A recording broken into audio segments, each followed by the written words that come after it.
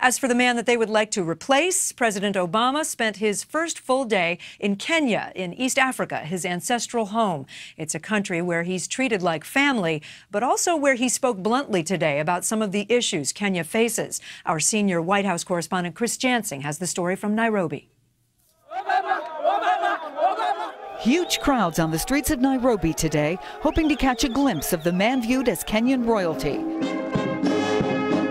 President Obama hopes to use that popularity to pressure Kenyan leaders on issues like democracy and human rights, particularly gay rights.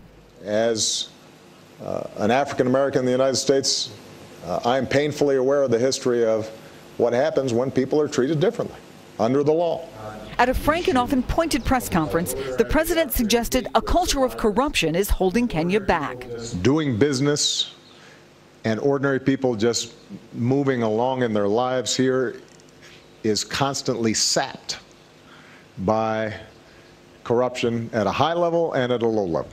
He also took on the legacy issue, answering critics who say his predecessors have done more for Africa than he has.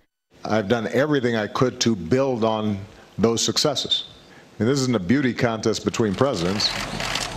He praised cooperation in the fight against terrorism, laying a wreath at the memorial for victims of the 1998 bombing at the U.S. Embassy here. The unenviable task of family diplomacy fell to his half-sister Alma, who decided the guest list for last night's dinner with the president. There are cousins and uncles and aunties that show up that you didn't know existed, but you're always happy to meet. No presidential meet and greet for the colorful, loud, and energetic crowds in Nairobi, but they were still having a good time. And inside the state dinner, some of my critics back home are suggesting that I'm back here to look for my birth certificate. That is not the case.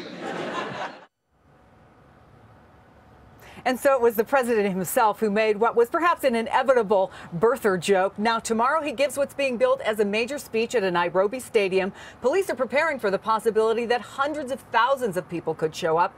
We expect President Obama to speak very personally about his connection to Kenya. Kate? He is very popular there. Chris Jansing, thanks so much. Hey, NBC News fans, thanks for checking out our YouTube channel. Subscribe by clicking on that button down here, and then click on any of the videos over here to watch the latest interviews, show highlights, and digital exclusives. Thanks for watching.